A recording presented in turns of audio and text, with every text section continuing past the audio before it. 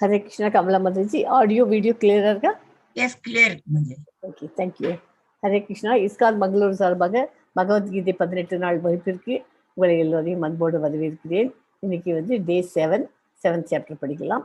அதுக்கு முன்னாடி ப்ரேயரோட ஸ்டார்ட் பண்ணலாம். இது ISKCON மங்களூரில் இருக்கிற ராதா கோவிந்தா டெம்பிளில் இருக்கிற டெய்டி.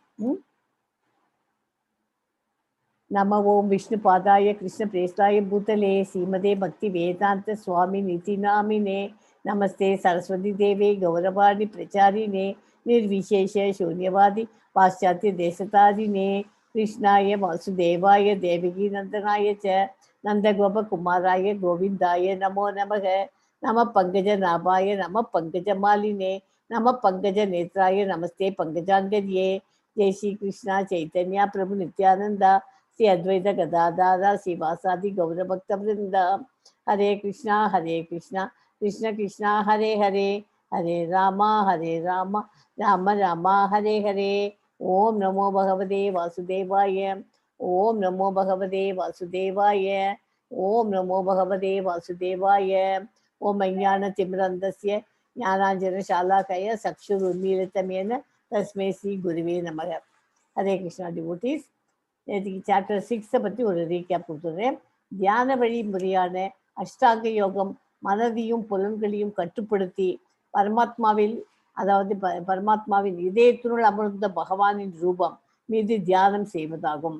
பரமனின் முழு உணர்வு நிலையான சமாதியில் இப்பயிற்சி உச்ச நிலையை அடைகிறது அப்படின்னு நேற்றுக்கு படித்தோம். அதாவது மனம் மனிதனுடைய இயற்கை நண்பன் விரோதி.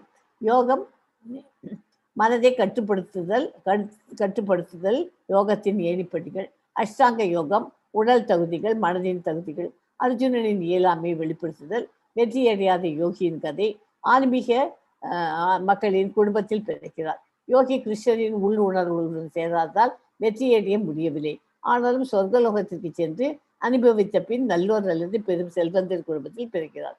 மிக உயர்ந்த யோகி. பக்தி யோகம் அதிகபட்ச பலன்கள், குறைந்தபட்ச பயிற்சி, தகுதிகள் இல்லை, பாவங்கள் அற்றது, கிருஷ்ணரின் கட்டுப்பாட்டில் உள்ளது. இதெல்லாம் நேற்றுக்கு படித்தோம்.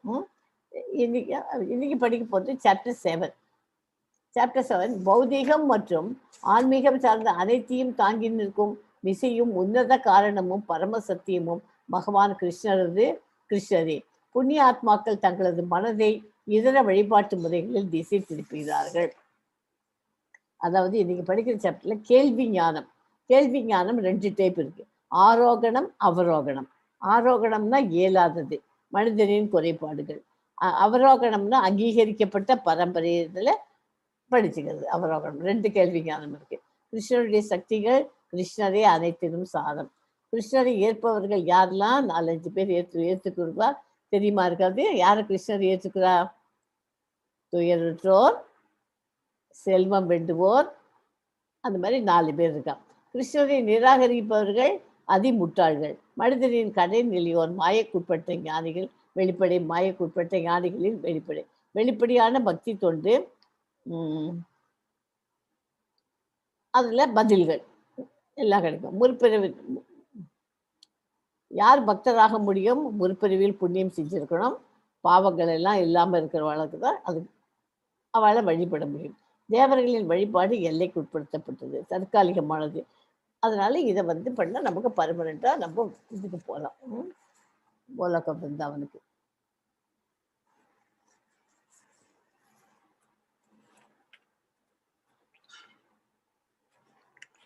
ஹரே கிருஷ்ணா. நமஸ்காரம் ஜி. ஹரே கிருஷ்ணா. நமஸ்காரம் ஜி. இன்னைக்கு படிக்க போற சாப்டர் ஞான விஞ்ஞான யோகம், முழுமையான அறிவு. அதாவது இத்தனை நாள் 6 சாப்டர், முதல் 6 சாப்டர் கர்மயோகம் படிச்சுட்டோம். கர்மயோகம் கடமையை செய், பலனை எதிர்பார்க்காதேன்னு படிச்சுன்னு வந்திருக்கோம். இப்போ பக்தி யோகத்துக்கு வந்திருக்கோம். போன சாப்டர் அஷ்டாங்க யோகா வரைக்கும் வந்தாச்சு. அஷ்டாங்க யோகாவில் முன்னேறணும், அஷ்டாங்க யோகாசனத்தின் நிலைகள், ஏன் மனதை கட்டுப்படுத்தணும், தோல்வியற்ற யோகியின் இலக்கு என்ன, பக்தி யோகி மிக உயர்ந்த யோகி. இன்னைக்கு படிக்க போற சாப்டர்ல கேட்பதன் மூலம் கிருஷ்ணரை அறிவது. கேட்பதுன்னா என்ன? ஸ்மரணம். காதால அதை பற்றி கேட்டாலே இப்போ பகவத்கீதைக்கு உட்காந்து நம்மளாம் கேட்குறோம். ஸ்மரணம். யாராவது அது சொல்றதை நம்ம காதில் போய் கேட்டாலே அதுவே வந்து கிருஷ்ணரை அடையிறதுக்கு அறிகுறி. கிருஷ்ணரின் சக்தியை பற்றிய ஞானம். பகவான் ஸ்ரீ கிருஷ்ணரிடம் சரணடைபவர்கள் மற்றும் சரணடையாதவர்கள் 2 டைப் இருக்கா இல்லையா? சரணடைஞ்சாலை பற்றியும் படிக்க போகிறோம், சரணடையாதவர்களை பற்றியும் படிக்கிறோம். மற்ற வழிபாடுகள். மயக்கத்திலிருந்து கிருஷ்ண பக்திக்கு, கிருஷ்ண பக்தி மயக்கத்திலேருந்து இந்த மாயையிலேருந்து நம்ம கிருஷ்ண பக்திக்கு எப்படி வருது, இதுவும் இன்னைக்கு பார்க்க போகிறோம். அதான் பூரணத்தின் ஞானம். எஸ்மா 7.1 படிக்கும் கமலாஜி. Yes, Mataji. Shri Bhagavan Vacha Maya Sattamanaha Partha Yogam Yunjan Madashrayah Asamshayam Samagram Mam Yatanyasya Tachrunu. புருஷோத்தமரான முழு முதற் கடவுள் கூறினார், ரிதாவின் மகனே, என்னிடம் பற்றுதல் கொண்ட மனதுடன் என்னை பற்றிய முழு உணர்வில் யோகத்தை பயில்வதன் மூலம் என்னை நீ எவ்வாறு சந்தேகம் ஏதுமின்றி முழுமையாக அறிந்து கொள்ளலாம் என்பதை நீ கேட்பாயாக. எப்படி நீ வந்து கடவுள் அவர் என்ன சொல்றார், எங்கிட்ட பற்றுதல், பகவானுக்கு நம்ம பற்றுதல் கொண்டு நல்ல அந்த மனசோட முழு உணர்வுல யோகத்தை பயிலணும். அதுதான் இது. கிருஷ்ணர் எல்லாவித ஐஸ்வர்யங்களையும் முழுமையாக உடையவர் கிருஷ்ணர். அவர் எவ்வாறு அந்த அத்தகைய ஐஸ்வர்யங்களையும் வெளிப்படுத்துகிறார் என்பது விளக்கப்படுகிறது.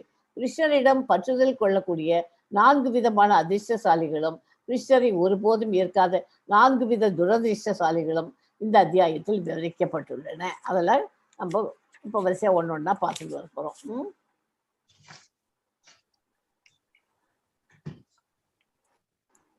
அதாவது இந்த சாப்டர்ல என்ன படிக்கிறதுன்னா, அர்ஜுனன் பிரபஞ்சத்தின் அடிப்படை சாராம்சம் என்றும் அவரது தற்போதைய வடிவம் ஒரு பூமிக்குரிய அவதாரம் என்றும் கிருஷ்ணர் இப்போது கவனம் செலுத்துகிறார்.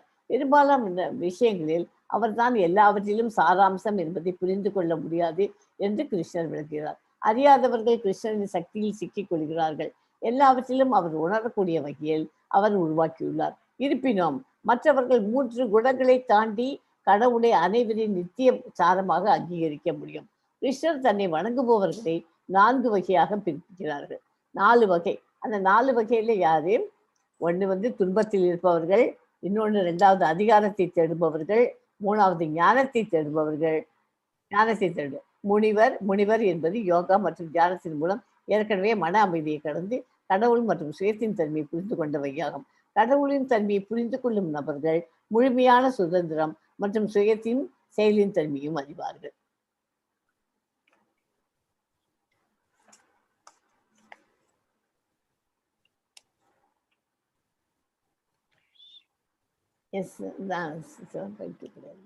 ஓகே. தற்போது சாதாரண அறிவியும் தெய்வீக அறியும் நான் உனக்கு முழுமையாக அறிவிக்கின்றேன். இதனை அறிந்த பின்பு நீயே அறிய வேண்டியவே எதுவுமே இருக்காது. நீயா எதுவும் தனியா படிச்சுக்க வேண்டாம். இப்ப நான் சொல்றேன், சாதாரண அறிவு நார்மலா இருக்கிறவர்களுக்கு இருக்க அறிவும் தெய்வீக அறிவியும் நான் உங்களுக்கு முழுமையா சொல்ல போறேன் அப்படின்னு கிருஷ்ண பகவான் சொல்றார். ஜட உலகம், அதற்கு பின்னுள்ள ஆத்மா, இந்த 2இன் மூலமாகியவற்றை அறிவதே முழு அறிவாகும். முழு அறிவுனா என்ன? ஜட உலகம், அதுக்கு பின்னுள்ள ஆத்மா, இந்த 2இன் மூலம் ஆகியவற்றை அறிவதே முழு அறிவாகும். இதுவே திவ்ய ஞானமாகும். எல்லா காரணங்களுக்கும் காரணமாகவும் எல்லாவித யோக பயிற்சிகளின் தியானம் பொருளாகவும் விளங்கக்கூடிய அறிவின் மூலத்தை அறிந்து கொள்ளும் அளவிற்கு புத்தியுடையவனாக ஒருவன் இருக்க வேண்டும். எல்லா காரணங்களுக்கும் காரணத்தை அறியும் போது அறிய வேண்டியவை அனைத்தும் அறியப்பட்டு விடுகின்றன. ஸோ நமக்கு தெரியாதுன்னு எதுவுமே இருக்காது. இந்த சாப்டர்லாம் படித்த உடனே எல்லாமே நம்ம அறிஞ்சிக்கலாம் அப்படின்னு கிருஷ்ண பகவான் சொல்றாரு. எஸ்மா 7.3 படிக்கும். எஸ் மாதாஜி. மனுஷ்யானாம் சஹஸ்ரேஷு கஷ்சித் யத்ததி சித்தயே யததாமபி சித்தானாம் கஷ்சின் மாம் வேதி தத்வதஹ. 1000 மனிதர்களில் யாரேனும் ஒருவன் பக்குவம் அடைய முயற்சி செய்யலாம். அவ்வாறு பக்குவம் அடைந்தவர்களில் கூட யாரேனும் ஒருவனே என்னை உண்மையாக அறிகிறான். ஒண்ணுமில்லை, இப்ப பகவத்கீதா கிளாஸ்க்கு வரோம், 1000 பேர் வந்து சேர்ந்துக்கிறோம். முதல்ல சேர்ந்துன உடனே அப்புறமா என்ன ஆகுது, எண்ட் ஆஃப் த 18 days முடியறச்சே பார்த்தா அதுல 500 பேர் தான் வந்து சேர்ந்துக்கிறார். பாதி 50% தான் வந்து சமயத்துல 40% கூட குறைஞ்சு போடுது. அவ்வளவு பேர் தான் கடைசியில இருக்கா ரெஜிஸ்டர் பண்றதுல. அப்புறம் கடைசியில வந்து லெவல் 2க்கு போங்கிறச்சே அந்த பாக்கி இருக்கிற 500 பேர்லேருந்து ஒரு 100 பேர் வரைக்கும் போகணும்னு ஆசைப்பட்டு கிளம்புறான். அதுக்கு போன லெவல் 1ல போன உடனே கொஞ்சம் நேரம் கழிச்சு வேண்டான்ட்டு போயிடுறான். அப்புறம் லெவல் 2க்கு போகிற சமயத்தில் பண்ணால் 10 பேர் கூட போக மாட்டேங்கிறா. அப்புறம் லெவல் 3க்கெல்லாம் போகும்போது 10 பேர் கூட இல்லை, 5 பேர் தான் போவா. அப்புறம் கடைசியில் ஃபைனலாக பக்தி சாஸ்திரி லெவலில் வந்து நம்ம கம்ப்ளீட்டாக முடிச்சிருதுன்னு பார்த்தா 1000 பேர்லேருந்து ஒருத்தர் தான் பகவானை புரிஞ்சுக்கிற மாதிரி நம்ம படிக்கிறதுக்கே அப்படி பண்ணுறோம். அப்படின்னா ஒவ்வொருத்துக்கும் பகவானை புரிஞ்சுக்கிறதுனா எவ்வளோ இது சிரமம் இருக்கும். சிரமம்னா என்ன, அதாவது புரிஞ்சுக்கிறதுக்கு டைம் எடுக்கும். ஓகே, கிருஷ்ணரே பரம புருஷ பகவான், எல்லா காரணங்களுக்கும் காரணம். ஆதி புருஷரான கோவிந்தா ஈஸ்வரா பரமகிருஷ்ண சச்சிதானந்தா விக்கிரகா அநாதிர் ஆதிர் கோவிந்தா சர்வ காரண காரணம். பக்தர் அல்லாதோர் அவரை அறிவது மிகவும் கடினம். பக்தராக இருக்கிறவாளுக்கு மட்டும்தான், யாரெல்லாம் சேட் பண்ண ஆரம்பிச்சிருக்கோமா அவளுக்கெல்லாம் கிருஷ்ணருடைய பற்றி பெருமைகளை நமக்கு புரிஞ்சுக்க முடியும். எஸ் மா, 7.4 படிக்கும். எஸ் மாதாஜி. பூமிராபோ நலோ வாயுः கம் மனோ புத்திர் ஏவச்ச அஹங்கார இதி யம்மே பின்ன பிரகிருதிர் அஷ்டதா. இந்த ஸ்லோகமும் ரொம்ப ஈஸி, ஆனால் ரொம்ப இம்பார்ட்டன்ட் ஸ்லோகம். ஓகே, நிலம், நீர், நெருப்பு, காற்று, ஆகாயம், மனம், புத்தி, அகங்காரம், இந்த 8ம் சேர்ந்தது எனது பிரிந்த சக்திகளாகும். என்னென்ன இந்த படத்தில் போட்டிருக்கேன் பாருங்க. நிலம், நீர், நெருப்பு, காற்று, ஆகாயம், 1 2 3 4 5. ஓகே, இந்த 5 ப்ளஸ் மனம், புத்தி, அகங்காரம். மனம், புத்தி, அகங்காரம், இதெல்லாம் இந்த 8ம் சேர்ந்தது எனது பிரிந்த ஜனசக்திகளாகும். ஜட உலகின் படைப்பிற்காக பகவான் கிருஷ்ணர் 3 விஷ்ணு ரூபங்களாக விரிவடைகிறார். மகாவிஷ்ணு மொத்த ஜட இயற்கை ஜடசக்தியை படைக்கிறார். கர்ப்போதகசாயி விஷ்ணு எல்லா பிரபஞ்சத்தில் உள்ளும் நுழைந்து பல்வேறு வேறுபாடுகளை உண்டாக்குகிறார். ஷிரோதகசாயி விஷ்ணு பரமாத்மாவாக அனைத்து பிரபஞ்சத்தினுள்ளும் எல்லா இடங்களிலும் பரவியுள்ளார். அவர் அணுக்களுக்குள்ளும்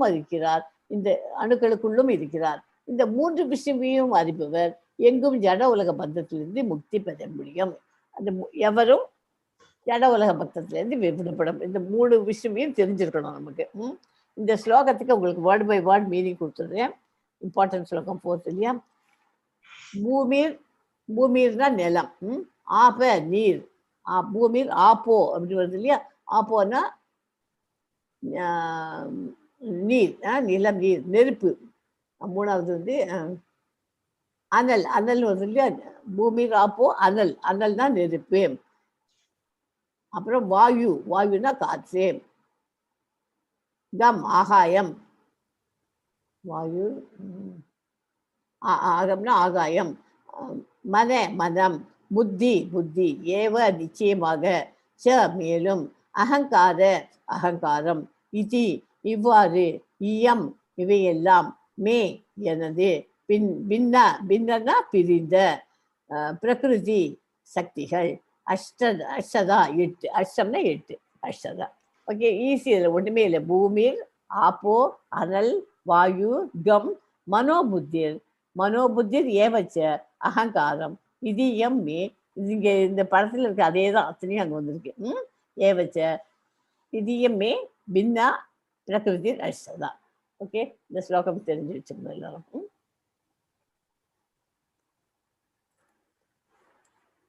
பகவானின் சக்திகள். பௌதீக சக்தி என்ன? பஞ்சபூதங்கள். பஞ்சபூதங்கள்னா நீர், நிலம், நெருப்பு, நீர், காற்று, ஆகாயம். நீர், நிலம், நெருப்பு, காற்று, ஆகாயம். மனம், புத்தி, அகங்காரம் சூட்சமமானது. ஓகே, இதெல்லாம் வந்து பௌதீக சக்தி. ஆன்மீக சக்திங்கிறது ஜீவாத்மா. பலம் பொருந்திய புயல்களை உடைய அர்ஜுனா, இதற்கு அப்பால் என்னுடைய உயர்ந்த சக்தி ஒன்று உள்ளது. இந்த தாழ்ந்த ஜட இயற்கையினை தனது சுயநலத்திற்காக உபயோகிக்கக்கூடிய ஜீவாத்மாக்களை அது உள்ளடக்கியது ஆகும். ஜீவாத்மாக்கள் பரமபுருஷரின் உயர் இயற்கையை சேர்ந்தவர்கள் என்பது இங்கே தெளிவாக கூறப்பட்டுள்ளது. நிலம், நீர், நெருப்பு, காற்று, ஆகாயம், மனம், புத்தி, அகங்காரம் என்று பல ரூபங்களில் தோன்றக்கூடிய ஜடமானது கீழ்நிலை சக்தியாகும். உயிர்வாழிகள் உயர் சக்தியை சார்ந்தவர்கள். ஓகே, ஜீவாத்மா உயர் சக்தியை சார்ந்தவை. அது இந்த இதில் தெரிகிறது. அதாவது கேட்பதன் மூலம் கிருஷ்ணரை அறிவதை பற்றி மறுபடியும் சொல்லலாம். எஸ்மா, 7.6 படிக்கும் கமலாஜி. Yes Mataji, yes Mataji. ஏதத் யோனினி பூதானி சர்வான் इत्युपदारय अहं कृष्णस्य जगतः प्रभवः प्रलयस्तदा. படைக்கப்பட்டவை அனைத்தும் இந்த 2 இயற்கையை சேர்ந்தவையே. இவ்வுலகில் ஜடமாகவும் ஆன்மீகமாகவும் இருப்பவை அனைத்திற்கும் ஆதியும் அந்தமும் நானே என்பதை நிச்சயமாக அறிவாயாக. எல்லாத்துக்கும் காரணம் யாரு? ஆதியும் அந்தமும் நான் தான் அப்படின்னு கிருஷ்ண பகவான் சொல்றார். எவை எல்லாம் இருக்கின்றதோ அவை அனைத்தும் ஜடம் மற்றும் ஆத்மாவின் உற்பத்தி பொருட்களே. ஆத்மாவின் படைப்பில் ஆதாரம் ஜடம் ஆத்மாவிலிருந்து படைக்கப்பட்டதாகும். ஓகே, எஸ்மா 7 படிக்கும். 7.7.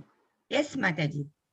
मत्तः परतरं नान्यत् किञ्चित् अस्ति धनञ्जय मयि सर्वम् इदं प्रोतं सूत्रे मणिगणा इव.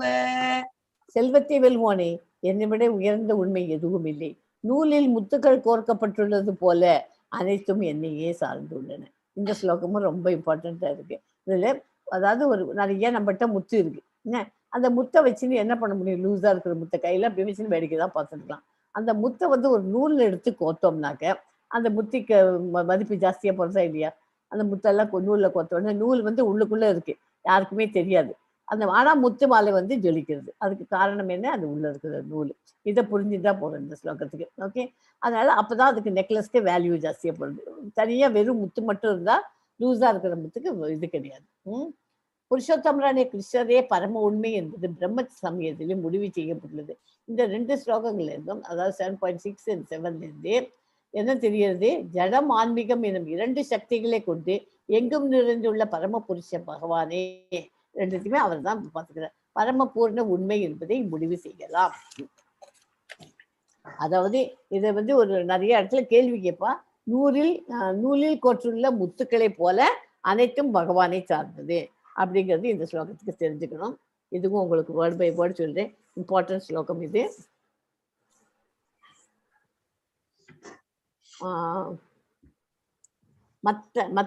மத்தக என்னை விட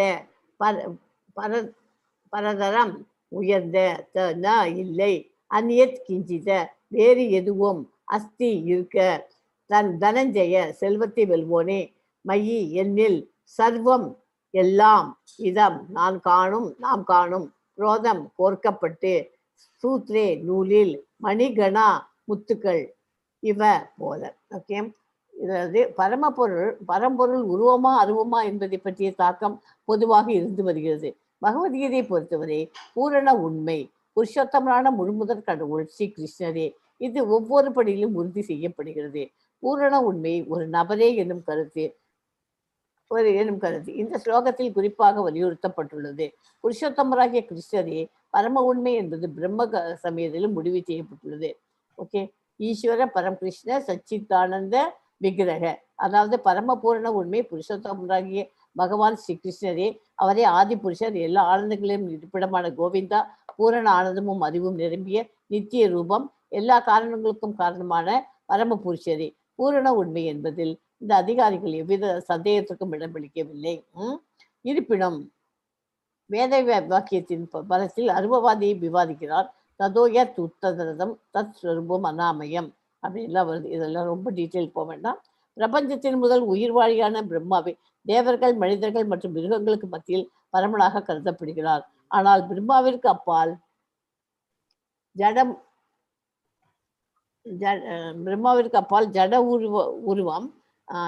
ஜட உருவம் இல்லாத அனைத்து ஜடங்களுக்கும் அப்பாற்பட்ட உன்னதமானவர் உள்ளார். அவரை பற்றி அறிந்தவர்களும் உன்னதமானவர்களாகின்றார்கள். ஆனால் அவரை அறியாதவர்களோ ஜட உலகில் துன்பங்களை அனுபவிக்கின்றனர். அரூபம் என்னும் சொல்லியிருக்கு. அருவவாதிகள் மிகுந்த முக்கியத்துவம் கொடுக்கிறார்கள். ஆனால் இந்த அரூபம் உருவமற்றதல்ல. இது ஆனந்தமும் அறிவும் நிரம்பிய திவ்யமான நித்திய ரூபத்தை குறிப்பிடுகிறது. ஓகே,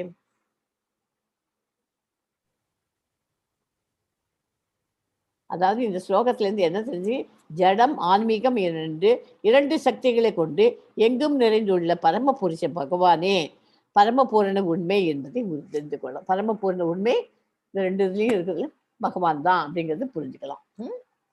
ஸோ இந்த ஸ்லோகம் வந்து முத்துக்களில் எப்படி நூலில் முத்துக்கள் கோக்கப்பட்டு போல அனைத்தும் என்னை சார்ந்தவை.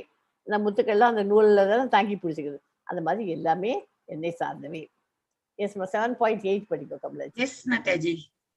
ரசோஹம் அப்சு கௌந்தேய பிரபாஸ்மின் சசி சூர்யயோः பிரணவः சர்வவேதேஷு சப்தः கே பௌருஷம் நிருஷு. எல்லா ஸ்லோகமும் இந்த மாதிரி வேர்டு பை வேர்டு இந்த புக்கில் இந்த இதில் பகவத்கீதை உண்மை உருவில் இருக்கு இல்லையா, அந்த புத்தகத்தில் வச்சுன்னு படிச்சேன்னு வச்சுக்கோ, ஸ்லோகங்கள்லாம் ரொம்ப ஈஸியாக உங்களுக்கு புரிஞ்சு போயிடும். பாதி 50% ஸ்லோகம் உங்களுக்கு அந்த வேர்டுக்கு மீனிங் தெரிஞ்சுட்டுனா ரொம்ப அழகாக வந்துடும். எல்லாமே எனக்கு ஈஸியாக இருக்கும் அது. குந்தியின் மகனே, நானே நீரின் சுவையும் சூரிய சந்திரர்களின் ஒளியும் வேத மந்திரங்களின் பிரணவ ஒளியுமாக ஓமாக இருக்கிறேன். ஆகாயத்தில் சப்தமாகவும் மனிதர்களில் திறமையாகவும் இருப்பது நானே. எல்லாம் நான் தான் அப்படின்னு கிருஷ்ண பகவான் சொல்றார். இந்த உலகில் அனைத்து பௌதிக செயல்களும் ஜட இயற்கையின் முகுணங்களால் நடத்தப்படும். ஜட இயற்கையின் குணங்களான சத்துவகுணம், ரஜோகுணம், தமோகுணம் கிருஷ்ணரிடமிருந்து தோன்றினாலும் அவர் ஜட இயற்கைக்கு கட்டுப்பட்டுள்ளவர் அல்ல. அவரது விசேஷ இயல்பு. உதாரணமாக, சட்டப்படி ஒருவன் கண்டிக்கப்படலாம். ஆனால் அந்த சட்டத்தை விதிக்கும் மன்னன் அதற்கு உடன்பட்டவர் இல்லை. ஒரு சட்டம் மொத்தம் இயற்றுறார் இல்லையா, அதனால அந்த மன்னனுக்கும் அதுக்கும் சம்மந்தம். விதிக்கப்பட்ட மன்னன் அதற்கு உடன்பட்டவர் இல்லை, அவர் தான் அதை பண்றாருன்னு சொல்ல முடியாது. சட்டம் இருக்கு, அந்த மாதிரி ரூல்ஸ் அண்ட் ரெகுலேஷன்ஸை ஃபாலோ பண்ணும். அது மாதிரி தான் இது. ஓகேயா? ஸோ எல்லாத்துக்கும் நான் தான் நீரின் சுவை, நான் தான் சூரிய சந்திக்கும் போது ஒளி கொடுக்கறது நான் தான், மந்திரங்களில் பிரணவ ஒலி ஓமா இருக்கிறது நான் தான், ஆகாயத்தில் சத்தம் கேட்கறது அது, மனுஷர்களுக்கு திறமையா இருக்கா, எல்லாத்துக்குமே நான் தான். ஓகே, இவற்றுள் இந்த வடிவத்தை நான் இருக்கிறேன். தண்ணீரின் சுவையாக இருக்கிறேன், சூரிய சந்திரனின் ஒளியாக இருக்கிறேன், வேத மந்திரங்களில் ஓமாக இருக்கிறேன், ஆகாயத்தின் ஒளியாக இருக்கிறேன், மனிதனின் திறமையாக உள்ளவனாக இருக்கிறேன், பூமி நிலத்தின் மூல நறுமணம் நான் தான், தீ நெருப்பின் வெப்பமாக இருக்கிறது நான் தான், உயிரினங்களின் வாழ்க்கை அதுவும் நான் தான், அனைத்து சன்னியாசிகளின் தவம் புரிவோர் தவம், எல்லா உயிரினங்களின் மூல விதை, புத்திசாலிகளின் புத்தி, பலசாலிகளின் பலம், காமமும் பற்றுதலும் அறவே இல்லாத பலசாலிகளின் பலம், தர்மத்தின் கொள்கைகளுக்கு விரோதம் இல்லாத காமம், இதுக்கெல்லாம் காரணம் யாரு? எல்லாமே இதுக்கெல்லாம் காரணம் நான் தான் அப்படின்னு கிருஷ்ண பகவான் சொல்றார். 7.8 7.11 வரைக்கும். ஓகே, இது சத்துவம், ரஜோகுணம், தமோகுணம் இவற்றில் எந்த வாழ்க்கை நிலையானாலும் அவை எனது சக்தியால் படைக்கப்படுபவை என்பதை அறிவாயாக. ஒரு விதத்தில் நானே எல்லாம் என்ற போதிலும் நான் சுதந்திரமானவன். நான் ஜட இயற்கையின் குணங்களுக்கு உட்பட்டவன் அல்ல, மாறாக அவை எனக்குள் அடக்கம் அப்படிங்கிறது புரிஞ்சுக்கணும். சத்துவகுணம், ரஜோகுணம், தமோகுணம் என்னும் மூவகை குணங்களில் மங்கி இருப்பதால் குணங்களுக்கு அப்பாற்பட்ட அழிவற்ற என்னை முழு உலகம் அறியாதே. எஸ் மா 14 படிங்க கமலாஜி. எஸ் மாதாஜி. दैवी हेषा गुणमयी मम माया दुरत्यय माम् एव ये प्रपद्यन्ते மாயாவேதாம் தரத்திதே. ஜட இயற்கையின் முக்குணங்களாலான எனது இந்த தெய்வீக சக்தி வெல்லுதற்கு அரியது. ஆனால் என்னிடம் சரணடைந்தோர் இதனை எளிதில் கடக்கலாம். பகவான் இந்த சரண்டர் மாத்திரம் நம்ம பண்ணிட்டோம்னா எல்லாத்தையுமே நம்ம வெல்லலாம், எளிதில் கடந்து போகலாம். புருஷோத்தமரான முழுமுதற் கடவுள் எண்ணற்ற சக்திகளை கொண்டவள், எண்ணற்ற கடக்காத சக்திகளை உடையவர். அவை அனைத்தும் தெய்வீகமானவை. உயிர் வாழிகளும் அச்சக்திகளின் ஒரு பாகமே. அவர்களும் தெய்வீகமானவர்களே. இருப்பினும் ஜடசக்தியுடன் கொண்ட தொடர்பால் அவர்களின் உண்மையான உயர் சக்தி மறைக்கப்பட்டுள்ளது. ஜடசக்தியால் இவ்வாறு கவரப்பட்டுள்ளது. ஓகே, நெருப்புனாக்க பகவான் நெருப்புனா நெருப்புல இருக்கிற ஒரு பொறி நம்பும் அப்படிங்கிறதுக்கு இது முழு முதல் எல்லாமே என்று தெய்வீக சக்தி, உயிர் வாழிகள் அந்த சக்தியில் ஒரு பாகம். ஓகே, எஸ் மா 7.15 படிப்போம் கமலாஜி. எஸ் மாதாஜி. நமாம் துஷ்கிருதினோ மூடாஹ பிரபத்யந்தே நராதமாஹ மாயையா பக்ருத ஞான ஆசுரம் பாவம் ஆஸ்ரிதாஹ. சற்றும் அறிவற்ற மூடர்களும் மனிதரின் கடைநிலையோரும் மாயையால் அறிவு கவரப்பட்டவர்களும் அசுரரின் நாத்திக தன்மையும் ஏற்றவர்களுமான துஷ்டர்கள் என்னிடம் சரணடைவது இல்லை. அவள்லாம் யாரெல்லாம் சரணடைய மாட்டா? 4 பேர் சொன்ன. மனிதனுக்கு மாயையால் கட்டுப்பட்டு மாயா அறிவு கவரப்பட்டவர்களும் அசுரரின் நாத்திகத்தன்மையை ஏற்றவர்களுமான துஷ்டர்கள் சரணடைவது இல்லை. 4 பேர் சரணம் பண்றவர்களே அதுல. புருஷோத்தமரான பகவான் கிருஷ்ணனின் தாமரை திருவடிகளில் சரணடைவதன் மூலம் ஜடை இயற்கையின் கடும் விதிகளை எளிமையாக வெல்ல முடியும் என்று பகவத்கீதையில் கூறப்பட்டுள்ளது.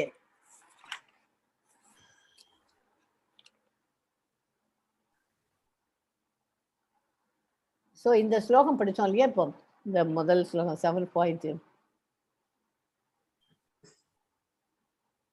இந்த ஸ்லோகத்தில் இருக்கிற இதுவும் வேர்டு பை வேர்டு நான் உங்களுக்கு படித்து காமிச்சிடுறேன். அதை படிச்சுட்டு மேலே போகலாமா? ஒரு நிமிஷம்.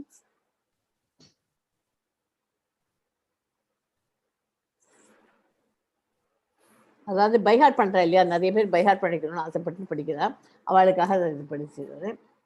நான் இல்லை, மாம் எனக்கு, துஷ்கிருதின துஷ்டர்கள், மூடா முட்டாள்கள், பிரபத்தியந்தே சரணடைதல், நர ஆத்மா மனிதரின் கீழோன் மனிதரில் கீழோன், மாயையா மாயையால், அபகிருத அபகரிக்கப்பட்ட, ஞான எவரது அறிவு, ஆசுரம் அசுர சுபாவம் அசுரபாவம் ஆசுரம்னா அசுர பாவம் தன்மை, ஆஷ்சிதா கொண்டவர்கள், சற்றும் அறிவற்ற மூடர்களும் மனிதரின் கடைநிலையோரும் மாயையால் அறிவு கவரப்பட்டவர்களும் அசுரியின் நாத்திகத்தன்மை ஏற்றவர்களுமான துஷ்டர்கள் என்னிடம் சரணடைவது இல்லை. இந்த மாதிரி 4 பேரும் சரணடைய மாட்டான். ஓகே, துஷ்கிருதோனா என்னன்னு தெரிஞ்சுக்கோ, மூடானா எனக்கு இப்போ எக்ஸ்பிளனேஷன் வரப்போகுது. துஷ்கிருதோனா அப்படின்னா என்ன? நாத்திகர்கள், அறிவாளிகள், ஆனால் மாயையில் சிக்கி கொண்டுள்ளார்கள். நாத்திகர்கள் அவள் புத்திசாலி தான், ஆனால் அவள் மாயையில் சிக்கியிருக்கா. அதெல்லாம் துஷ்கிருதோனா. ஓகே, அப்புறம் 2வது மூடான்னு ஒன்று படித்தோம் இல்லையா? ஒரு புல்லு கட்டு கிடைக்கிறது, அதுக்காக அந்த கழுதி மிகவும் கடினமாக உழைக்கிறது. இது ஒரு முட்டாள்தனம் இல்லையா? சிலர் ஆன்மீக வாழ்க்கைக்கு நேரம் இல்லாமல் பொருள் ஈட்ட மிகவும் கடினமாக உழைக்க வேண்டியுள்ளது. உண்மையில் அவர்களுக்கு சாப்பிடவோ அல்லது தூங்கவோ நேரம் இல்லை. இப்போ இருக்கிற இந்த கலியுகத்தில் இப்போ அதுவும் இப்போ அட்வான்ஸ்டு டெக்னிக்கல் அட்வான்ஸ் ஆகிட்டு எல்லாரும் கையில் ஒரு லேப்டாப் ஒன்று கையில் எப்போதும் 124 ஹவர்ஸில் 23 ஹவர்ஸ் அவள் கையில் வச்சுருக்கா. அதை வச்சுட்டு அப்படியே ஃபுல்லும் உழைச்சிட்டு இருக்கா. ரஜகுணத்தில் தான் இருக்கா. அவளுக்கு ஒரு 5 மினிட்ஸ் பகவானை நினச்சிக்கிறதுக்கு டைம் இருக்க மாட்டேங்கிறது. அந்த மாதிரி கழுத மாதிரி அவள் உழைச்சிருந்துருக்கா. அந்த மாதிரி உழைச்சி முட்டாள்கள் தான். அந்த மாதிரி பண்ணுறதுலாம் முட்டாள்கள் அப்படின்னு சொல்லி, அதான் மூடா. ஓகே, பேய் குணம் உதாரணம், ராவணன் உலகை வெல்ல விரும்புகிறார். ஆசுரம்னா அசுர குணம், ஆசுரம்னா அசுரர். நரதாமா அப்படின்னா மனித இனத்தில் தாழ்ந்தவர்கள். உதாரணம் ஜகாய் மத்தாய், அந்த கதை வரைக்கும் அது இங்கே எப்போ வருதோ அப்போ சொல்லி தந்தது. ஜகாய் மத்தாய் கதை மனித இனத்தில் தாழ்ந்தது, அதான் நராதாமா. ஸோ பகவானிடம் சரணடைந்தவர்கள் 7.16 படிக்கும் கமலாஜி. எஸ் மாதாஜி. चतुर्विद्या भजन्ते मां जनाः सुकृतिनोऽर्जुन, आर्तो जिज्ञासुर अर्थार्थी ज्ञानी च भरतर्षभ. இந்த ஸ்லோகமும் ரொம்ப இம்பார்ட்டன்ட். சதுர்விதா பஜந்தே மாம், 4 பேர் என்னை சரணடைவா என்கிட்ட. யார் அந்த 4 பேர்? துன்பத்தில் இருப்பவர்கள். எக்ஸாம்பிள் யார் சொல்லலாம்? கஜேந்திரன். கேள்வி ஞானம் உடையோர் சௌனக ரிஷி போன்றோர். பொருள் தேடுவோர் துருவ மகாராஜா. ஞானத்தை தேடுவோர் சுக ரிஷி. ஸோ இவா 4 பேரும் பகவான்கிட்ட சரணடைவா. யாரெல்லாம்? துன்பத்தில் இருப்பவர்கள், கேள்வி ஞானம் உடையவர்கள், பொருள் தேடுவோர்கள், ஞானத்தை தேடுவார்கள். ஓகே, இந்த ஸ்லோகம் ரொம்ப இம்பார்ட்டன்ட் ஸ்லோகம். துஷ்டர்களுக்கு எதிர்மாறான நல்லோர் சுக்ருதினர் என அறியப்படுகிறார்கள். இந்த சுக்ருதனோன்னு வந்திருக்கோம் இல்லையா? அவெல்லாம் துஷ்டர்களுக்கு எதிர்மாறான நல்லோர். கடவுளுக்கு பக்தி செய்பவர்கள் இவர்களில் 4 வகையினர். பல்வேறு சூழ்நிலையின் காரணத்தினால் கடவுளுக்கு தொண்டாற்ற வருகிறார்கள். பக்தி தொண்டின் மூலம் சில விருப்பங்களை பூர்த்தி செய்ய விரும்புகிறார்கள். இவர்கள் தூய பக்தர்கள் அல்ல. தூய பக்தி தொண்டு ஜன லாபத்திற்கான எவ்வித ஆசைகளும் இல்லாததே. தொண்டு புரிபவர் 4 பேர்: துயருற்றோர், செல்வத்தை விரும்புவோர், கேள்வியுடையோர், பூரணத்தின் அறிவை தேடுவோம். ஓகே, இம்பார்ட்டன்ட் ஸ்லோகம் இது. இதெல்லாம் 4 பேர் பகவானை தேடுற காலத்தில் இந்த கதை இதில் உண்டு. கஜேந்திர மோட்சம் கதை உண்டு.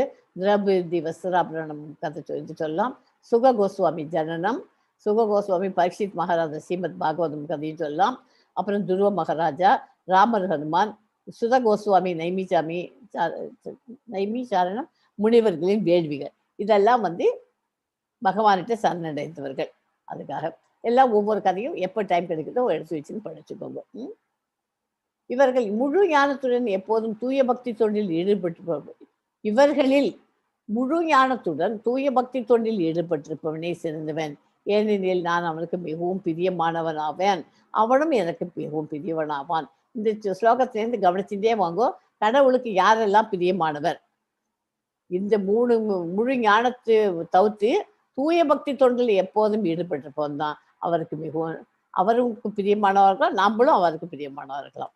ஓகே, பிரியமானவன். எஸ்மா 19 படிப்போம் கமலாஜி. எஸ் மாதாஜி.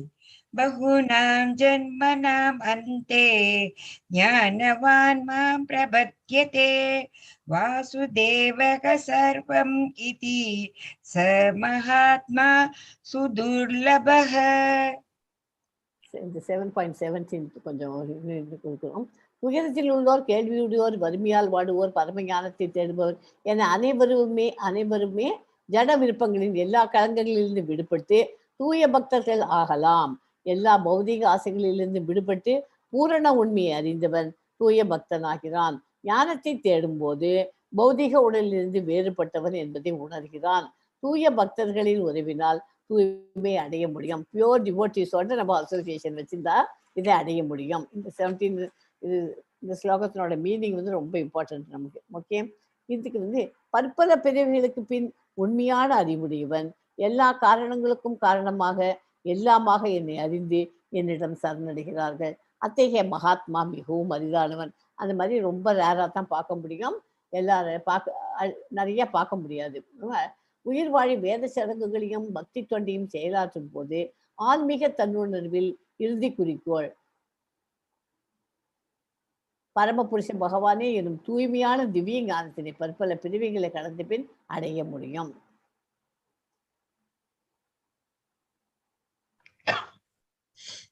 ஜட ஆசைகளால் அறிவிழந்தவர்கள் தேவர்களிடம் சரணடைந்து தங்களது இயற்கைக்கு ஏற்ற வழிபாட்டு முறைகளையும் நியமங்களையும் பின்பற்றுகின்றனர்.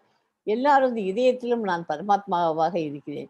தேவர்களை வழிபட வேண்டும் என்று ஒருவர் விரும்பும் போது அந்த குறிப்பிட்ட தேவனிடம் பக்தி செய்வதற்கான அவனது நம்பிக்கையும் நானே பலப்படுத்துகிறேன். டெமிகாட்ஸ் எல்லாம் வணங்குறதுக்கு அவளுக்கு வணங்குங்கோ.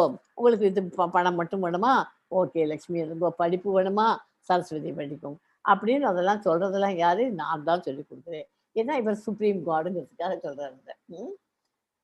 எல்லாவித ஜனங்களிலிருந்து விடுபட்டவர்கள் பரமபுருஷனிடம் சரணடைந்து அவரது பக்தி தொண்டில் ஈடுபடுகிறார்கள்.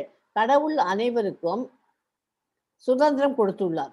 தேவர்களிடமிருந்து எதுக்காக நான் தான் சுப்ரீம் காடுன்னு சொல்றேன், எதுக்கு நீங்க டெமிகாட்ஸை வழிபடுறதுக்கு நீங்க தான் ஹெல்ப் பண்றீங்கன்னு சொல்றேன் அப்படின்னு கேள்வி கேட்கலாம் நீங்க. அதெல்லாம் பகவான் எல்லாருக்கும் சுதந்திரம் கொடுத்துள்ளார். தேவர்களிடமிருந்து ஜட என்பதற்கான வசதிகளை பெற்று அவற்றை அனுபவிக்க விரும்பினால் பகவான் செய்து கொடுக்கிறார். ஏன் மாயையில் விழ வைக்கிறார்? இந்த வசதிகளை கொடுக்காவிட்டால் சுதந்திரம் என்பதற்கு அர்த்தமே இல்லை. எல்லாருக்கும் சுதந்திரமா நான் தேவர்களை தான் வழிபடுறேன், எனக்கு பணம் வேணும், எனக்கு படிப்பு வேணும், எனக்கு ஹெல்த் இதுவாக இருக்கணும், அப்படி தன்பந்தி வேண்டியதாக்க இது ஒன்னொன்றுக்கும் ஒன்னொன்று இருக்கு இல்லையா? அந்த மாதிரி டெமிகாட்ஸ் எல்லாம் வேண்டிக்கிறார். இதுக்கெல்லாம் எதுக்காக நீங்க கொடுக்கல? நீங்க தான் சுப்ரீம் காட், என்னை மாத்திரம் வழிபடுங்கன்னு ஏன் சொல்றாரு? எல்லாருக்கும் சுதந்திரம் கொடுத்திருக்கிறார். அதுதான் இம்பார்ட்டன்ட். இத்தகைய நம்பிக்கையுடன் இணைந்து அவன் ஒரு குறிப்பிட்ட தேவரை வழிபட்டு தனது ஆசைகளை பூர்த்தி செய்ய முயற்சி செய்கிறான். ஆனால் உண்மையில் இந்த நன்மைகள் எல்லாம் என்னால் மட்டுமே அளிக்கப்படுபவையாகும். தேவர்களை வழிபடும் சிற்றறிவு படித்த மக்களது பலன்கள் தற்காலிகமானதும் ஒரு எல்லைக்கு உட்பட்டதுமாகும். தேவர்களை வழிபடுவோர் தேவர்கள் லோகத்துக்கு செல்வார்கள். ஆனால் எனது பக்தர்கள் இறுதியில் எனது உன்னத உலகை அடைகிறார்கள். தேவர்களை வணங்கினா தேவலோகத்துக்கு போகலாம். நம்ம பண்ணின புண்ணியத்தெல்லாம் அங்கே அனுபவிச்சு விட்டுட்டு அப்புறம் மறுபடியும் பிறப்பு எடுக்க வேண்டும் அப்படிங்கிறத புரிஞ்சுக்கணும் நம்ம. ஓகே, பரமபுருஷ அனுமதியின்றி தேவர்கள் தங்களது பக்தர்களுக்கு வரங்களே வழங்க முடியாது. எல்லாம் இறைவனது சொத்தே என்பதை உயிர்வாழிகள் மறக்கலாம். ஆனால் தேவர்கள் மறப்பதில்லை. தேவர்களை வழிபட்டு விரும்பும் பலனை அடைவதும் பரமபுருஷ பகவானின் ஏற்பாட்டில் நடப்பவையே. எல்லாமே அவர் தான் பண்றாருங்கிறது தெரிகிறது. தேவர்களை வழிபடுவோர் தேவலோகத்தை அடைய முடியும். சூரிய தேவனை வழிபடுபவர்கள் சூரியனை அடைய முடியும். சந்திரனை வழிபடுவர்கள் சந்திரலோகத்தை அடைகிறார்கள். இந்திரனை வழிபடுவோர் இந்திரலோகத்தை அடைகிறார்கள். தேவர்கள் வழிபடுவோர் பௌதிக உலகின் பல்வேறு கிரகங்களை அடைகிறார்கள். ஆனா பரமபுருஷ பக்தர்கள் புருஷோத்தமனின் உன்னதமான லோகத்தை நேரடியாக அடைய முடியும். அதுதான் இது. தேவர்களை வழிபடுறதுனால நிறைய வழிபாடு அது எதுக்காக அந்த மாதிரி தேவர்களை வழிபடுறாங்க? அவளுக்கு நிறைய ஆசைகள் இருக்கு. குறைந்த மதியுடையவர்கள் வரலாம். தேவர்களின் வழிபாட்டால் என்ன பலன் கிடையாது? எல்லைக்குட்பட்டது, தற்காலிகமானது. தேவர்களின் கிரகத்துக்கு நம்ம போக முடியும். ஓகே. என்னை பக்குவமாக அறியாத அறிவற்ற மனிதர்கள் கிருஷ்ணர் எனப்படும் பரமபுருஷ பகவானாகிய நான் முன்னர் அருவமாக இருந்ததாகவும் தற்போது உருவத்தை ஏற்றிருப்பதாகவும் எண்ணுகிறார்கள்.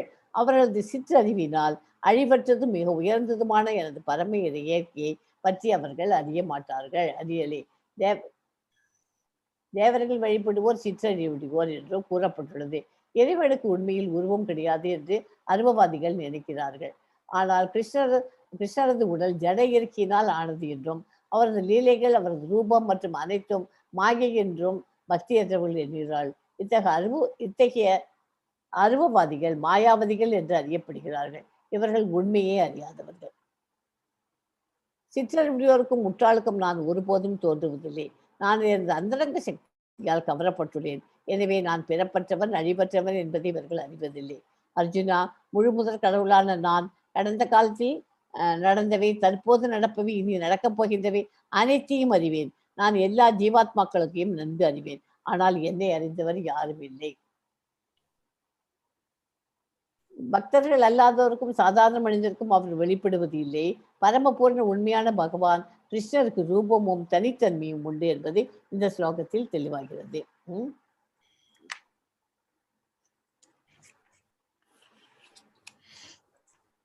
பௌதிக களங்கங்களிலிருந்து விடுபடாதவரை இறந்த எதிர்காலத்திற்கு எவரும் அறிய இயலாது. நம்மளாம் பௌதிகத்துல பந்தப்பட்டிருக்கோம். நம்ம போன ஜென்மத்துல எப்படி இருந்தோம், இப்போ இந்த ஜென்மத்தில் இருக்கோம், அடுத்த ஜென்மம்னு ஒண்ணு இருக்கு.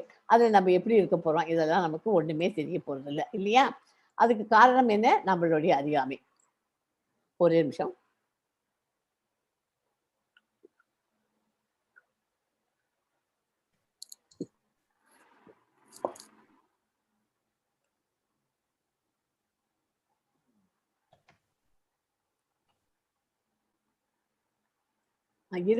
படிக்கும் கமலாஜி. 7.7. Yes, Mataji.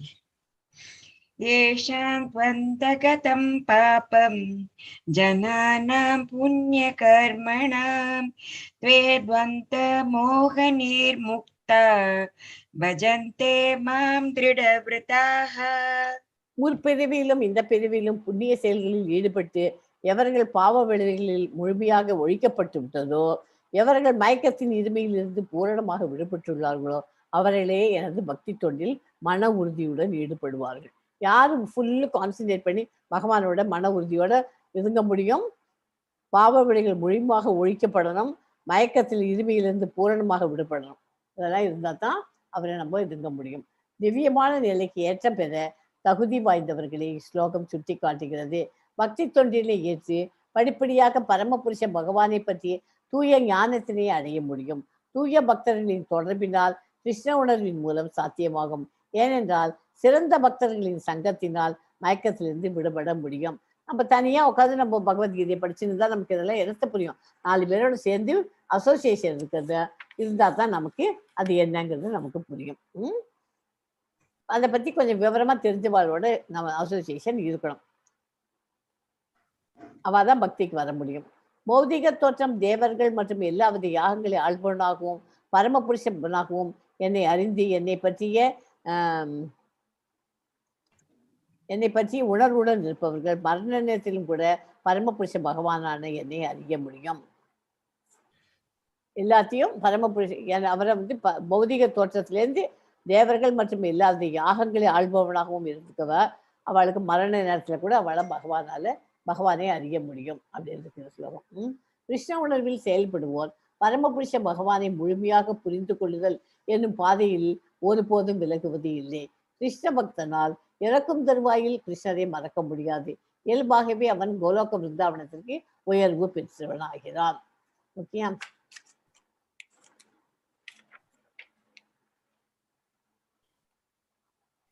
ஸோ இந்த சாப்டர் இதோட முடியுது. 7வது சாப்டர். முதல் நம்பர் 1 இருக்கு. கேள்வி ஞானம் படித்தோம். அப்புறம் கிருஷ்ணரோட சக்திகள் பார்த்தோம். கிருஷ்ணரை யார் ஏற்றுக்கிறதா அல்லது எப்படி நிராகரிக்குது, யாரெல்லாம் அது துயரற்றோர், செல்வம் வேண்டுவோர், கேள்வியுடையோர், முழு முதல் உண்மையை பற்றிய ஞானத்தை தரும் இவாளெல்லாம் 4 பேரையும் அவளெல்லாம் ஏற்றுக்கிறார். அப்புறம் தேவர்களின் வழிபாடு எப்படி, யார் பக்தராக முடியும், அதுவும் இத்தனையும் நம்ம இந்த சாப்டர்ல படிச்சாச்சு. ஸோ இந்த சாப்டர்ல நமக்கு வாழ்க்கைக்கான பாடம் என்ன கிடைக்கிறது? அனைத்து ஆசைகளும் இருந்தாலும் சரி, ஆசைகளே இல்லாவிட்டாலும் சரி, எப்போதும் கிருஷ்ணரை வழிபடுங்கள். நம்ம எத்தனையோ ஆசை இருக்கும் நமக்கு, அதை நிறைவேற்றத்துக்கு பகவான் வேண்டி எல்லாம் பண்ணிக்கலாம். சரி, எனக்கு ஒன்றுமே ஆசையே இல்லை, எனத்துக்கு நான் அப்படின்னு இருந்தாலும் கிருஷ்ணரை வழிபடுங்கள். ஓகே. நான் உங்களுக்கு ஒரு கதை சொல்ல போகிறேன். இப்போ பக்த துருவன்கிற கதை. சின்ன கதை தான், சின்னதாக ஷார்ட்டாக சொல்லிடுறேன். நீங்கள் அப்புறம் டீட்டெயில்ஸ் தேடி அதை படிச்சுக்கோங்க. ஓகே. ஒரு ஊரில் உத்தராபாதன்னு ஒருத்தர் தான், ஒரு அரசன். அவனுக்கு சுருதி சுருஷின்னு 2 பொண்டாட்டி இருந்தா, 2 ஒய்ஃப் இருந்தா. அதில் சுருதிக்கு துருவன்கிற பிள்ளையும், சுருஷிக்கு உத்தமன் என்ற மகனும் இருந்தாள். அதில் சுருஷி ரொம்ப அழகாக இருப்பாள். அதனால அந்த அரசன் என்ன பண்ணுவான், எப்போதுமே அவள் வீட்டில் தான் இருப்பான், சுருஷி வீட்டில் தான். அதனால ஒரு மாதத்துக்கு ஒரு முறை தான் சுருதியோட அரண்மனைக்கு ஒரு மாதத்துக்கு ஒரு நட கூட இவன் வீட்டுக்கு வர மாட்டான். ஒரு நாளைக்கு துருவன் சுரீஷின் வீட்டுக்கு போய் அங்கே உத்தமன் தந்தையில் அப்பா உட்காந்து, உத்தமன் அவள் அப்பா மடியில் உட்காந்து உத்தமபாதன் அவ உத்தரபாதன் மடியில் உட்காந்துட்டு அவள் அப்பா கதை சொல்கிறான். அவன் சிரிச்சிருந்துருக்கான் அப்பா கதை. அதை பார்த்துட்டு இவனுக்கு ஒரே இது வருது. அவள் அப்பா அவனை கொஞ்சம் அணைச்சி உட்காந்து மறுமொழி கொடுத்து கொண்டு இருந்தார். அதை பார்த்து இவன் துருவன் அப்பாவோட போய் பார்க்கணுங்கிறதுக்காக போய் பார்க்குறான். அவன் போய் அப்பாவோட இன்னொரு அவன் லெஃப்ட் தொடையில் உட்காந்தா, இவன் இடது தொடையில் உட்காந்து, இல்லை அவன் ரைட் தொடையில் உட்காந்தா, இவன் இடது தொடையில் உட்காந்துக்கிறான். இதை பார்த்து சுரீஷ் அங்கேருந்து பார்த்துட்டே இருக்கான். நீ எங்கே இங்கே வந்த, நீ தந்தையிடம் தொடையில் உட்காந்துக்கிறதுக்கு நீ அப்படின்னு தூக்கி அவனுக்கு கீழே இறக்கி விட்டுவிட்டு அவனுக்கு உட்காந்துக்கிறதுக்கு தந்தையிடமிருந்து பிரிக்கப்படுகிறான். அப்பாவின் மடிவையில் உட்காரணும்னா நீ நான் சொல்றத கவனி துருவா, நீ என் மகன் அல்ல. அதுவும் இல்லாமல் அரசனின் மடியில் அமர என் மகனுக்கு மட்டும்தான் உரிமை இருக்கிறது. அதனால் நீ அடுத்த பிரிவிலாவது என் வயிற்றில் பிறக்க வேண்டும் அப்படின்னு சொல்லி துருவன்ட்ட சொல்ற. அவனுக்கு அப்படி நடந்தால் மட்டுமே அரசனின் மடியில் நீ அமர முடியும் அப்படின்னு சிற்றந்தையை ரொம்ப கொடுமைப்படுத்திட்டான். அது அவனுக்கு ரொம்ப தாங்க முடியல. ரொம்ப கண்ணீர் அழ ஆரம்பிச்சிட்டான். அதை அவள் அப்பாவை பார்க்குறான். அவன் அப்பாவும் ஒன்றுமே சொல்லலை. தன் தாய் உடனே அங்கேருந்து கிளம்பி அவள் அம்மாவோட பார்க்கறதுக்கு, அவள் அம்மா பேர் சுனிதி, அவளை பார்க்கறதுக்கு அங்கேருந்து ஓடி வரான். அவள் வந்த உடனே அம்மாட்ட சொல்ல, இப்படி எல்லாம் பண்ணிட்டாளே அப்படின்னு அம்மாட்ட சொல்லி அதுக்கு அவள் அம்மா சொல்றா, யாராவது சொல்லக்கூடாத வார்த்தைகளை உன்னை சொல்லிவிட்டார்களா? தந்தை தங்கள் குழந்தைகளிடம் ரொம்ப பரிவோடு இருப்பார்கள். ஆனால் என் தந்தை மட்டும் என்னை தவிர்க்குமாறு என் தந்தையின் அன்பை பெற வேண்டும், ஏதாவது வழி இருக்கிறதா அப்படின்னு அவன் அம்மாட்ட அழுத உடனே அவன் கேட்குறான். அதுக்கு அவர் சொல்றா, அவன் அம்மா சொல்றா, இந்த உலகில் ஆதரவற்ற மக்களுக்கு உதவ ஒருவர் மட்டும் இருக்கிறார், அவர்தான் ஸ்ரீமன் நாராயணன். அவரை நேரில் பார்ப்பது ஒன்றுதான் சரியான வழி. அவரை போய் நீ நேர பார்த்தேன்னா தான் அதுக்கு வழி கிடைக்கும். அந்த ஸ்ரீமன் நாராயணன் எங்கே இருக்காருமா, நான் சொல்வதை கேட்பாரா? துருவன் இறைவனை தேட செல்ல நான் போறேன் அப்படிங்கிறான். தாயாரிடம் அனுமதி கேட்கிறான். அவன் அம்மாவுக்கு என்னடா பண்றதுனே புரியல. அவனை தனியாக அனுப்புறதுக்கு அவன் அம்மாவுக்கு பயப்படுறான். அதனால அவன் போட்டு ராஜயோக ஆடைகளை களைஞ்சிட்டு மரபுரி ஆடை அணிவிச்சு, ஸ்ரீமன் நாராயணா நான் சொல்வதை கேட்பாரா? அவர் நீ கேட்பதை பரிவுடன் கேட்கவும் கொடுக்கும் செய்பவர் ஆவார். அதனால் செய்வார், இப்போலாம் தாராளமாக செய்துங்களாம். துருவன் இறைவனை தேடி செல்ல தனது மனதை தயார் செய்து கொண்டான். இருப்பினும் வேறு வழி இல்லாமல் சுனிதி அவரை தனியாக அனுப்ப தயங்கினாள். இருந்தாலும் இறைவன் நாராயணன் தன்னை உண்மையாக நேசிப்பவரை எப்போதும் கைவிட மாட்டார். அதனால் எல்லாவற்றையும் மறந்துவிட்டு அவரை மட்டும் நினைவில் வைத்துக்கொள். அவர் ஒரு நாள் முன் தோன்றி உன்னுடைய வேண்டுகோளை அப்போ நீ எல்லாத்தையும் சொல்லி எல்லாம் நிறைவேறும்னு சொல்லி அனுப்பிச்சு விடுறான். உடனே அப்போ போயிட்டே இருக்கான். துருவன் காட்டுக்குள்ள போயிட்டு இருக்கான். அப்போது நாரதர் அவருக்கு தப்பில் வர்றார். அவருக்கு என்னோட தந்தையின் அன்பு தேவை நாரதா, அப்படின்னு நாரதர்கிட்ட அவன் சொல்றான். என்பதற்காக இந்த முடிவை எடுத்த, உங்க அப்பாட்ட அன்பு வேணுங்கிறதுக்காக இந்த முடிவு எடுத்தியா? நீ திரும்பி வீட்டுக்கு போ, உங்க அம்மா எவ்வளவு சந்தோஷப்படுவா, புள்ள இப்படி போயிட்டானேன்னு கவலைப்பட்டு உட்காந்துருப்பா. மகரிஷி தன்னை நம்புவதற்கு எந்த துன்பம் வராமல் இறைவன் காப்பார். என் தந்தை என் தாயையும் புறக்கணிக்கிறார், அதனால் என்னை ஆசீர்வதிக்கவும். துருவா, நிச்சயமாக இறைவன் உன் தவத்தை ஏற்றுக்கொள்வார் என்று கூறி துருவனை நாரதர் ஆசீர்வதித்தார். சரி, நீ இவ்வளவு ஃபீல் பண்ற, உன்னை பகவான் உன்னை ஆசீர்வதிச்சு உன்னை ஏற்றுக்கொள்வார்னு. அப்படி பாத வழியா நீ போனேன்னா இந்த பக்கமா, அதுக்கு நாரத முனி சொல்லி கொடுக்குறாரு அவனுக்கு. அங்க யமுனை நதி வரும், அங்க மதுவனம்னு ஒரு இடம் இருக்கும், அங்க தியானம் செய்யறதுக்கு இடம் இருக்குது. அங்க உட்காந்துட்டு நீ தொடங்கு. என்ன சொல்லணும் நீ? ஓம் நமோ வாசுதேவாய அப்படிங்கிற மந்திரத்தை சொல்லிட்டே இருந்தாலே போதும். ஓம் நமோ பகவதே வாசுதேவாய நம்ம சொல்றோம் இல்லையா, கிளாஸ் ஆரம்பிச்சு அந்த மந்திரத்தை சொல்லிடுது அப்படின்னு அவனுக்கு அதுல முடிச்சிருக்க. ஒருவன் உற்சாகம் அடைந்தான். இந்த நிமிஷம் முதல் நீ உன் தாய், தந்தை, சிற்றனை அனைவரையும் மறந்து விடு. உன் கவனங்கள் அனைத்தையும் பகவான் நாராயணன் மீது செலுத்து, அவர் உனக்கு தரிசனம் தருவார் என்று ஆசீர்வதித்தார். உடனே துருவன் ஊன் உறக்கம் இல்லாமல் தவத்தில் ஈடுபட்டார். முதல் மாதம் 3 நாட்கள் பழம் சாப்பிட்டான். 2வது மாதம் 6 இலைகளை மட்டும் உண்டார். 3வது மாதம் 12 முறை தண்ணீர் மட்டும் அருந்தினான். 4வது மாதம் அனைத்தையும் நிறுத்திவிட்டு தவத்தை தொடங்கினான். 5வது மாதம் ஒற்றை காலில் தவம் செய்தார். அவனது தவம் 3 லோகங்களிலும் அதிர்வலைகளையும் உண்டாக்கியது. தேவர்கள் ஸ்ரீமன் நாராயணனிடம் சென்று துருவனின் தவத்தை பற்றி தெரிவித்தார்கள். கடவுளை துருவனை சந்திக்குமாறு வேண்டுகிறார்கள். வருட வாகனத்தில் காற்றை விட வேகமாக ஸ்ரீமன் நாராயணர் துருவனை அடைந்தார். அவனது தவத்தை கலைக்குமாறு வேண்டினார். ஆனால் துருவனோ, நீங்கள் எப்போது என் மனக்கண்ணில் தெரிகிறீர்களோ அப்போதுதான் தவத்தை கைவிடுவேன் என்று கூறினார். ஸ்ரீமன் நாராயணன் துருவன் முன்பு பிரகாசமாக தோன்றினார். அவரது மனக்கண்ணிலும் தோன்றினார். கண் திறந்த துருவன் பேச முடியாமல் தவித்தான். விஷ்ணு பகவான் சங்கு உள்ள தனது கையால் அவனை தொட துருவன் கடகட என்று தனது மனக்குமரலை கடவுளிடம் தெரிவித்தான். அவரது காலில் விழுந்து வணங்கினான். அவன் அவனை ஆசீர்வதித்தார். குழந்தாய், நீ உன் நாட்டிற்கு திரும்பி செல். உன் பெற்றோர் உன்னை அன்புடன் ஏற்றுக்கொள்வார்கள். எதிர்காலத்தில் பெரிய அரசனாக நல்லாட்சி நடத்துவாய். அதற்கு பிறகு நீ வானத்தில் துருவ நட்சத்திரமாக வலம் வருவாய். பல நட்சத்திரங்கள் உள்ள உன்னை சுற்றி வரும் என்று ஆசீர்வதித்தார். அதனால் துருவன் நாட்டிற்கு சென்றான். திரும்பி வீட்டுக்கு வந்துடுறான். அங்கே போனாக்க அவனை அவனது தாய், தந்தை, சிற்றன்னை யார் அவனுக்கு இறங்கிப்போ அப்படின்னு சொன்னாலும் அந்த சிற்றன்னை எல்லாரும் அவனை, தாய் சிற்றன்னை எல்லாரும் ஏற்றுக்கொண்டார்கள். அவன் மீது அன்பை பொழித்தார்கள். ஆனால் அந்த நாட்டுக்கு அரசனா அவன் தான் அந்த நாட்டுக்கு அரசனானான். அது அப்புறம் அவனோட லைஃப் முடியறச்சே அவன் துருவ நட்சத்திரமாக உலகை வலம் வந்தான். ஸ்ரீமன் நாராயணன் என்ற கிருஷ்ண பகவானை நம்பினோர் ஒருபோதும் கைவிடப்பட மாட்டார் அப்படின்னு தான் இந்த ஸ்டோரியில கம்பி. இப்போ கூட நம்ம பார்த்தா நார்த் போல்னு ஒன்று பார்க்குறோம் பத்திரிக்கையில. நைட்ல பார்த்தேன்னாக்க எல்லா ஸ்டார்ஸும் தெரியும். அதுக்கு நடுப்புற ஒரு ஸ்டார் மாத்திரம் நார்த்ல பார்த்தேன்னா ஒரு பளிச்சுன்னு ஒரே ஒரு ஸ்டார் தனியா இருக்கும். அதுதான் நார்த் போல். துருவ நட்சத்திரம். அங்க துருவன் தான் அங்க இருக்கான் அப்படிங்கிறதுக்காக அது சொல்லணும். பகவான் அதாவது கிருஷ்ணனை நம்பினார் கைவிடப்பட மாட்டார் அப்படிங்கிறதுக்காக இந்த கதை.